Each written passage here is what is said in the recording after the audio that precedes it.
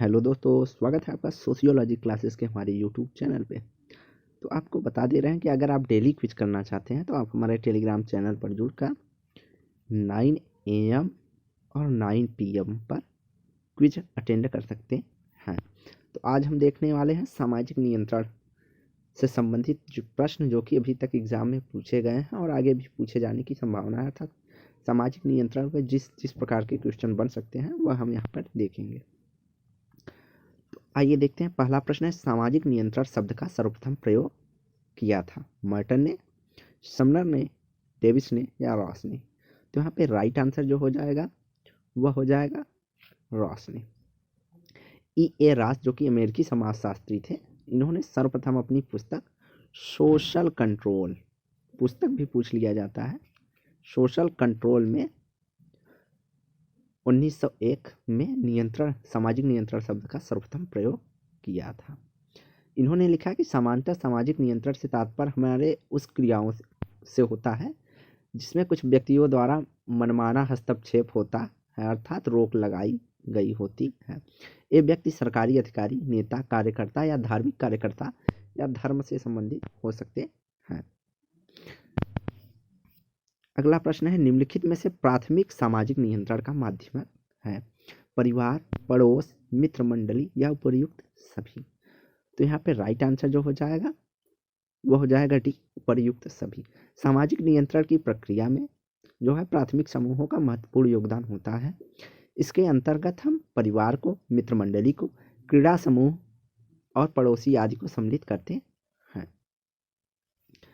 अगला है, व्यवस्था को और स्थापित नियमों को बनाए रखने के लिए किसी भी समाज द्वारा डाले गए दबाव के प्रतिमानों को हम क्या कहते हैं? जब व्यवस्था को बनाए रखने के लिए दबाव डाला जाता है तो उसे क्या कहा जाता है? समाजीकरण, सामाजिक संरचना, सामाजिक स्तरीकरण या सामाजिक नियंत्रण? तो उसे सामाजिक नियंत्रण कहा जाता है। अगला, सामाजिक नियंत्रण क्रियाशील होता है औपचारिक नियमों और नियमावलियों द्वारा, अनौपचारिक नियमों और नियमावलियों द्वारा, औपचारिक एवं अनौपचारिक दोनों प्रकार के नियमों और नियमावलियों द्वारा, या उपर्युक्त में से कोई नहीं? तो यहाँ पे जो राइट आंसर हो जाएगा, सामाजिक नियंत्रण जो है औपचारिक अनौपचारिक दोनों प्रकार के नियम और नियमावलियों द्वारा होता है। अगला प्रश्न है, निम्नलिखित में से कौन सामाजिक नियंत्रण के औपचारिक अनौपचारिक एजेंसी अर्थात अभिकरण से संबंधित है? तो अनौपचारिक एजेंसियां कौन है? तो अनौपचारिक पूछा है तो अनौपचारिक के रूप में हम परिवार एवं प्रथा को सम्मिलित करते हैं। तो यहाँ पे राइट आंसर जो हो जाएगा वह हो जाएगा बी। तो औपचारिक और अनौपचारिक दो प्रकार के सामाजिक नियंत्रण के नियम या नियमावलियां होते हैं। औपचारिक साधनों के अंतर्गत राज्य, पुलिस, कानून तथा औपचारिक नियंत्रण के प्रमुख साधन के रूप में, अनौपचारिक नियंत्रण के प्रमुख साधन के रूप में हम लोक रीतियां, लोकाचार, नैतिक धर्म, परिवार, जनमत या अलिखित नियम को मानते हैं। अगला है, सामाजिक नियंत्रण का प्रयोग होता है औपचारिक नियमों एवं कानूनों द्वारा, अनौपचारिक नियमों एवं कानूनों द्वारा, औपचारिक एवं अनौपचारिक दोनों द्वारा, या इनमें से कोई नहीं? तो राइट आंसर सी हो जाएगा, दोनों द्वारा। अगला है, सामाजिक नियंत्रण का सबसे उत्तम एवं प्रभावी ढंग है सामाजिकरण, विधि निर्माण, धर्म या सामाजिक नियंत्रण, सामाजिक मान्यताएं? तो यहाँ पर जो है सामाजिक नियंत्रण का सबसे उत्तम एवं प्रभावी ढंग होगा वह व्यक्ति का अच्छी तरह से सामाजिकरण करने पर व्यक्ति के सभी प्रकार के व्यवहार को नियंत्रित किया जा सकता है। सामाजिकरण होता क्या है? तो सामाजिकरण वही होता है जिससे हम समाज के नियम, मानदंडों, मूल्यों आदि को सीखते हैं। अगर हम समाज के नियम, मानदंड, मूल्यों को अच्छी तरह से सामाजिकरण कर लेते हैं तो हम उनका पालन करेंगे, जिससे सामाजिक नियंत्रण अपने आप बनी रहती है। अगला है, औपचारिक सामाजिक नियंत्रण के अंतर्गत कौन सा साधन नहीं है? तो यहाँ पर औपचारिक पूछा है तो कानून, कारावास, धर्म या राज्य? तो यहाँ पे राइट आंसर सी हो जाएगा, धर्म। इनके अलावा जो कानून है, कारावास और राज्य, ये जो है औपचारिक नियंत्रण के साधन में सम्मिलित किए जाते हैं।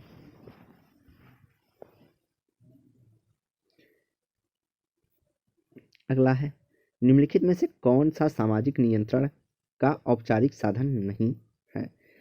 कारागृह या जेल, अदालतें, जनरीतियाँ या विश्वविद्यालय। तो यहाँ पे राइट आंसर सी हो जाएगा, जनरीतियाँ। तो राज्य, पुलिस, न्यायालय, किसी भी औपचारिक संगठन द्वारा जो नियंत्रण किया जाता है उसे औपचारिक नियंत्रण कहते हैं। वहीं प्रथाएं, लोक रीतियाँ या जनरीतियाँ, लोकाचार, नैतिक, धर्म, परिवार, जनमत, अलिखित नियम अनौपचारिक के साधन होते हैं। निम्नलिखित में से कौन सी एजेंसी औपचारिक सामाजिक नियंत्रण के अंतर्गत नहीं है? तो राइट आंसर धर्म हो जाएगा यहाँ पर।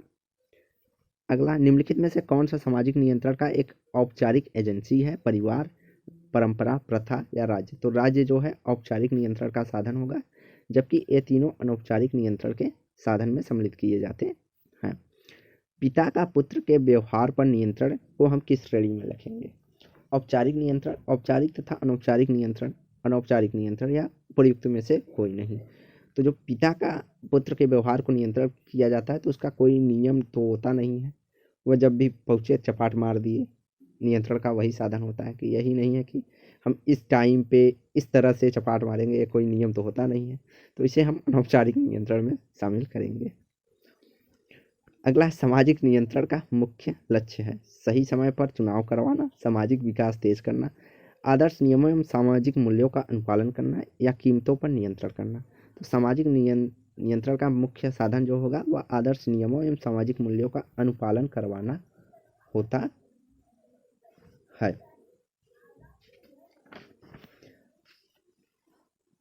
अगला प्रश्न है, निम्न में से सामाजिक नियंत्रण का कौन सा साधन जनरीति है? नमस्ते करना, अंतर्विवाह, बहिर्विवाह या एक विवाह।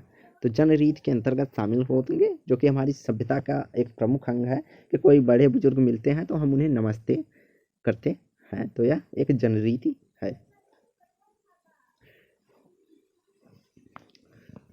अगला, सामाजिक नियंत्रण का सबसे महत्वपूर्ण अभिकरण है स्कूल, परिवार, पड़ोस या नातेदार।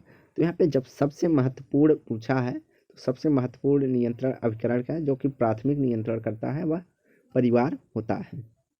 तो जन्म से लेते ही बालक परिवार का सदस्य हो जाता है, जहाँ उसका सामाजिकरण की प्रक्रिया होती है। अगर परिवार में उसकी सामाजिकरण की प्रक्रिया अच्छे तरीके से हो जाती है तो वह समाज के साथ या समाज के नियंत्रण के रूप में सकारात्मक तरह से कार्य करता है। अगर परिवार में उस व्यक्ति का अच्छे से सामाजिकरण नहीं हो पाता है तो वह समाज के लिए भी एक खतरा हो सकता है या समाज के लिए नकारात्मक हो सकता है। जैसे हम आपराधिक प्रवृत्ति के लोगों को देखते हैं, उनमें सबसे कमी होती है कि उन्हें परिवार में उनका मुख्य रूप से सामाजिकरण अच्छी तरह से नहीं हो पाया है।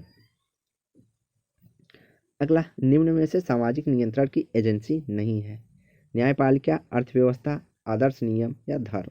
तो यहाँ पे पूछा है एजेंसी नहीं है, तो न्यायपालिका के माध्यम से भी सजा और दंड के माध्यम से भय दिखाकर नियंत्रण किया जाता है। आदर्श नियम के माध्यम से भी और धर्म के माध्यम से कि आपको अगर आप गलत कार्य करते हैं तो आपको नरक में जाएंगे, इस तरह की धारणा से सामाजिक नियंत्रण किया जाता है। लेकिन जो अर्थव्यवस्था है वह सामाजिक नियंत्रण का साधन नहीं है। तो किसने सामाजिक नियंत्रण को दो प्रकार प्रत्यक्ष अथवा अप्रत्यक्ष रूप में उल्लेख किया है? किम्बाल यंग, कार्ल मैनहीम, C.H. पुले या मैक्स वेबर। तो यहाँ पे राइट आंसर जो हो जाएगा वह हो जाएगा कार्ल मैनहीम। और यहाँ पे कन्फ्यूजन अगर मैकाइवर और पेज दिया होता तो बहुत ज़्यादा कन्फ्यूजन हो जाता, क्योंकि मैकाइवर और पेज जो है वह प्रत्यक्ष और अप्रत्यक्ष सहयोग और प्रत्यक्ष एवं अप्रत्यक्ष संघर्ष की चर्चा करते हैं, तो इसे ध्यान रखेंगे आप लोग। अगला, चेतन तथा अचेतन प्रकार के सामाजिक नियंत्रण का उल्लेख किसने किया है? चार्ल्स कुले, गुरविच मुरे, लेपियर या कार्ल मैनहीम। तो यहाँ पे राइट जो आंसर हो जाएगा चेतन अथवा अचेतन प्रकार के सामाजिक नियंत्रण का उल्लेख चार्ल्स कुले करते हैं। गुरविच और मुरे जो है उन्होंने संगठित और असंगठित नियंत्रण की चर्चा की है, और कार्ल मैनहीम जहाँ तक आप प्रत्यक्ष और अप्रत्यक्ष की चर्चा करते हैं।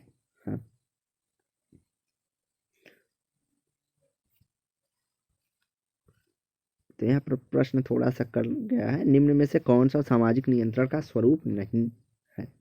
चेतन व अचेतन, प्रत्यक्ष व अप्रत्यक्ष, सहयोग और संघर्ष, सकारात्मक एवं नकारात्मक। तो यहाँ पे राइट आंसर जो हो जाएगा बी हो जाएगा। सहयोग और संघर्ष जो है सामाजिक नियंत्रण का साधन में सम्मिलित नहीं किया जाता है, जबकि चेतन अचेतन की चर्चा खुले कर चुके हैं।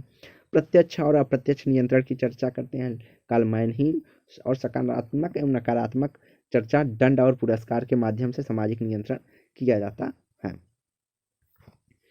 अगला है सामाजिक नियंत्रण के प्रकार में से कौन से हैं?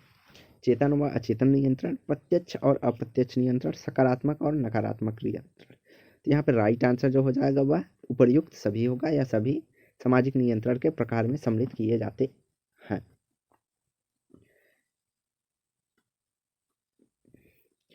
तो अगला है सूची 1 को सूची 2 से सुमेलित करना है। तो यहाँ पे सूची 1 में सामाजिक नियंत्रण का प्रकार दिया है और सूची 2 में उनसे संबंधित थिंकर्स। तो चेतन और अचेतन की चर्चा कौन करते हैं? यहाँ पे जो ना चेतन और अचेतन की चर्चा कुले और बर्नार्ड करते हैं। प्रत्यक्ष और अप्रत्यक्ष की चर्चा कौन करते हैं? कालमैन ही। सकारात्मक और नकारात्मक की चर्चा कौन करते हैं? तो किम्बल यंग जो है वह सकारात्मक एवं नकारात्मक की चर्चा करते हैं। वहीं जो गुरविच और मुरे जो हैं उन्होंने किसकी चर्चा की है? संगठित और असंगठित की। तो एक बार फिर से देख लेते हैं। चेतन और अचेतन की बात कौन करते हैं? कुले और बर्नार्ड, इसको याद रखेंगे। प्रत्यक्ष और अप्रत्यक्ष की चर्चा करते हैं कालमैन ही। सकारात्मक एवं नकारात्मक की चर्चा कौन करते हैं? Kimball Young. और संगठित और असंगठित की चर्चा करते हैं गुरविच और मुरे। तो यहाँ पे राइट आंसर जो हो जाएगा वह हो जाएगा हमारा सी। अगला प्रश्न है अंतर जाति विवाह के कारण किसी व्यक्ति पर अपनी जाति से निष्कासन उदाहरण है सामाजिक नियंत्रण का, सकारात्मक नियंत्रण का, नकारात्मक नियंत्रण का, अप्रत्यक्ष नियंत्रण का, या उपयुक्त में से कोई नहीं। तो यहाँ पे राइट आंसर जो हो जाएगा वह होगा नकारात्मक नियंत्रण का। यदि कोई व्यक्ति जब अपनी जात से बहिष्कृत कर दिया जाता है तब उसे जाति पंचायत द्वारा या कठोर दंड नकारात्मक नियंत्रण के उदाहरण के रूप में देखा जाता है। अगला प्रश्न है किसके अनुसार सामाजिक नियंत्रण यांत्रिकी द्वितीयक रक्षाओं की भांति विचलन को रोकने के लिए क्रियान्वित है? तो किसने कहा कि जो सामाजिक नियंत्रण का मैकेनिज्म है वह विचलन को रोकने का कार्य करता है, अर्थात विचलित व्यक्ति को सावधान या रोकने का कार्य करता है?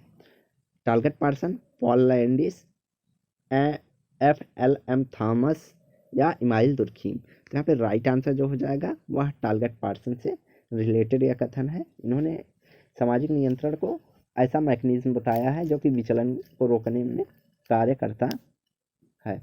पार्सन ने इसके पीछे सामाजिक सांस्कृतिक कारकों की चर्चा की है और उन्होंने सबसे प्रमुख भूमिका द्वंद्व की चर्चा की है। भूमिका द्वंद्व की स्थिति से निपटने के लिए उन्होंने 2 उपाय बताए। कार्यकलाप को समयानुसार बांट लेना चाहिए और विषय वस्तु की प्रमुखता के अनुसार एक कार्य की अन्य कार्य की तुलना को अधिक महत्व देना चाहिए, अर्थात जो सा विषय अधिक महत्व उस प्रकार से कार्य करना चाहिए। इन्होंने सामाजिक नियंत्रण की 3 क्रियाविधि की चर्चा की है, यह प्रमुख है। इन्होंने स्वीकारात्मक या सकारात्मक की चर्चा की है, निषेधात्मक या नकारात्मक नियंत्रण की चर्चा की है, और अगला बताया है इन्होंने चिकित्सात्मक। तीसरा जो ये बात करते हैं वह चिकित्सात्मक करते हैं। पहले या तो सकारात्मक नियंत्रण करते हैं, नकारात्मक नियंत्रण की भी चर्चा करते हैं और करते हैं फिर उसका उपचारात्मक या चिकित्सात्मक भी इन्होंने नियंत्रण की चर्चा की है। अगर कोई व्यक्ति गलती करता है तो उसे सुधार करने का मौका या मौका देना चाहिए ताकि वह सुधर सके, ऐसा पार्सन्स का मानना था। अगला है सामाजिक नियंत्रण की यांत्रिकी के अंतर्गत निम्नलिखित में से किसका उल्लेख टालगट पार्सन्स द्वारा नहीं किया गया है। तो अभी हमने बताया सकारात्मक यांत्रिकी, नकारात्मक यांत्रिकी या चिकित्सा यांत्रिकी या सुरक्षा द्वारा यांत्रिकी। तो हमने जो अभी पढ़ा बताया कि सकारात्मक, नकारात्मक और चिकित्सीय यांत्रिकी की चर्चा टालगट पार्सन्स करते हैं, लेकिन किसकी चर्चा नहीं करते हैं, तो उन्होंने सुरक्षा द्वार यांत्रिकी की चर्चा नहीं की है। तो अगला प्रश्न है सामाजिक नियंत्रण को नियोजित और अनियोजित प्रक्रियाओं के अभिकरणों के एक सामूहिक शब्द जिसके द्वारा व्यक्ति को यह सिखाया जाता है कि उनसे यह आग्रह किया जाता है अथवा बाध्य किया जाता है कि वे अपने समूह के रीति रिवाज मूल्यों के अनुसार कार्य करें। तो सामाजिक नियंत्रण की उपयुक्त परिभाषा किसने दी है? रास, ब्रियरली, आगबर्न एवं निम्काफ या पार्सन्स। तो यहाँ पर राइट आंसर जो हो जाएगा वह हो जाएगा बियरली। बियरली ने कहा कि सामाजिक नियंत्रण नियोजित या अनियोजित प्रक्रिया या अभिकरण है के लिए एक सामूहिक शब्द है जिसके द्वारा व्यक्ति को यह सिखाया जाता है, या तो सिखाया जाएगा कि आप अपने से प्रयोग कीजिए, या तो उन्हें निवेदन किया जाएगा या आग्रह किया जाएगा या बाध्य, बलपूर्वक बाध्य किया जाएगा कि आपको इन ऐसा या इन रीतियों के अनुसार कार्य करना ही पड़ेगा। तो यह बियरली कहते हैं कि एक गुच्छा है नियमों का, सामाजिक नियंत्रण का एक गुच्छा है जो कि नियोजित और अनियोजित तरीके से समाज के द्वारा प्रयोग किया जाता है। अगला प्रश्न है आगबर्न और निम्काफ के अनुसार वह कौन सी प्रक्रिया एवं साधन है जिसके द्वारा एक समूह सामाजिक मानदंडों के विचलन को सीमित करता है? सामाजिक नियंत्रण, सामाजिक संगठन, सामाजिक संस्था या सामाजिकरण। तो राइट आंसर हो जाएगा ए, सामाजिक नियंत्रण। आगबर्न और निम्काफ के अनुसार सामाजिक नियंत्रण वह प्रक्रिया या साधन है जिसके द्वारा सामूहिक रूप से सामाजिक मानदंडों को विचलन करने से रोका जाता है, या समूह में कोई व्यक्ति अगर सामाजिक मानदंडों का अनुपालन नहीं करता है तो उसे सामाजिक नियंत्रण के दो साधन हो सकते हैं, औपचारिक अनौपचारिक, सकारात्मक नकारात्मक। तो इन नियमों के अनुसार उसे करता है। अगर वह विचलित होता है तो उसे दंड दिया जाता है। अगर वह सामाजिक मूल्यों के अनुसार अच्छा अपेक्षित कार्य करता है तो उसे पुरस्कृत भी किया जाता है। निम्न में से कौन सी सामाजिक नियंत्रण लागू करता है? समाज, धर्म, कानून या उक्त तीनों। तो तीनों के माध्यम से सामाजिक नियंत्रण होता है। अगला है सामाजिक नियंत्रण दृढ़ होता है छोटे समुदायों में, एक रूमी समुदायों में, धर्म महत्व देने वाले समुदायों में या उक्त तीनों में। तो यहाँ पे राइट आंसर जो हो जाएगा डी, सभी में सामाजिक नियंत्रण दृढ़ या सुदृढ़ होता है। तो इसकी चर्चा किसने की है? तो इसकी चर्चा हैनवेट ने कहा है कि जो छोटे समुदाय या एक रूपी समुदाय या धर्म से प्रेरित समुदाय होते हैं उनमें सामाजिक नियंत्रण की औपचारिक की तुलना में अनौपचारिकता अधिक मजबूत होती है। अगला कथन है समुचित सामाजिक संगठन हेतु यह आवश्यक है कि क्या आवश्यक है? समाज अपने सदस्यों पर पूर्ण नियंत्रण करे, समाज अपने सदस्यों पर आंशिक नियंत्रण रखे, समाज अपने सदस्यों पर अतिशय नियंत्रण न रखे, या सामाजिक नियंत्रण कठोर एवं कसायुक्त हो। तो यहाँ पर राइट आंसर हो जाएगा कि समुचित सामाजिक संगठन हेतु यह आवश्यक है कि समाज अपने सदस्यों पर पूर्ण नियंत्रण रखे। तो यहाँ पे हम समाज के संदर्भ में नहीं, परिवार के उदाहरण के संदर्भ में देखते हैं जहाँ पर बच्चों को अधिक छूट दी जाती है या उन पर नियंत्रण कम रखा जाता है या उन पर ध्यान नहीं दिया जाता है, तो ऐसे बच्चे बिगड़ जाते हैं, चाहे वह छोटे परिवार से हों या बड़े परिवार से हों। तो वह गलत राह पकड़ लेते हैं, समाज के नियमों, मानदंडों, मूल्यों का उल्लंघन करते हैं, परिवार के नियम, मान्यों और मूल्यों का उल्लंघन करते हैं। जैसे मान लीजिए किसी ब्राह्मण परिवार में शराब पीना निषेध है, लेकिन बच्चे पर ध्यान नहीं दिया जाता है या उसे ज़्यादा आज़ादी दे दी जाती है, तो आगे चलकर वह बाहर में इन मूल्यों का उल्लंघन करके शराब पीता है या नहीं भी पीता है, लेकिन इस तरह की क्रियाएं जो है सामाजिक नियंत्रण की कमी के कारण देखी जाती हैं। आज के वर्तमान परिप्रेक्ष्य में। तो आज की वीडियो यहीं समाप्त करते हैं। अच्छा सॉरी, अभी 2 प्रश्न हैं। तो सामाजिक नियंत्रण की जनरीतियाँ एवं प्रथाओं से संबंधित साधनों को बताइए। तो कौन कौन से साधन हैं जो कि जनरीतियाँ एवं प्रथाओं से संबंधित होते हैं। तो पर्दा प्रथा जनरीति है या प्रथा एक है। दहेज निरोध अधिनियम जो है एक संविधान या संशोधित कानून है, तो इसे सम्मिलित नहीं किया जाएगा। यहाँ पे पूछा जनरीति या प्रथा है। तो जाति व्यवस्था में अंतर जातीय विवाह एक प्रथा के रूप में सम्मिलित की जाती है और अलौकिक शक्ति में विश्वास एक जनरीति है। तो यहाँ पे राइट आंसर जो हो जाएगा वह हो जाएगा डी। तो अगला प्रश्न है, निम्नलिखित में से कौन सा एक औपचारिक नियंत्रण का उदाहरण है, नहीं है। प्रथा, सैन्य शक्ति, अधिनियम या कानून। तो प्रथा एक अनौपचारिक नियंत्रण का साधन है, तो इसलिए राइट आंसर हमारा ये हो जाएगा। तो निम्नलिखित में से कौन औपचारिक और अनौपचारिक नियंत्रण के प्रकारों के प्रतिपादित किया है। Kingsley Davis, C.H. गुले, ई बोगार्ट्स या एंग। तो यहाँ पर राइट आंसर जो हो जाएगा वो हो जाएगा, तो यहाँ पर विकल्प थोड़ा गलत है। जो औपचारिक एवं अनौपचारिक नियंत्रण की चर्चा करते हैं वह मुख्यतः E.S. रास करते हैं। उन्होंने शुरू में ही यह बताया था, जब उन्होंने सामाजिक नियंत्रण शब्द का प्रयोग किया था तो उन्होंने 2 साधनों की चर्चा की थी। तो यहाँ पे जो विकल्प में यह रास नहीं दिया है, तो यहाँ पे हम इस प्रश्न को छोड़ देते हैं। या याद रखिएगा कि E.S. रास ने औपचारिक एवं अनौपचारिक नियंत्रण की चर्चा की है। वहीं जो किम्बाल यंग है, किम्बाल यंग सकारात्मक एवं नकारात्मक की चर्चा करते हैं। तो आज की वीडियो यहीं समाप्त करते हैं। वीडियो को लाइक एंड शेयर करें, चैनल को सब्सक्राइब करें। धन्यवाद।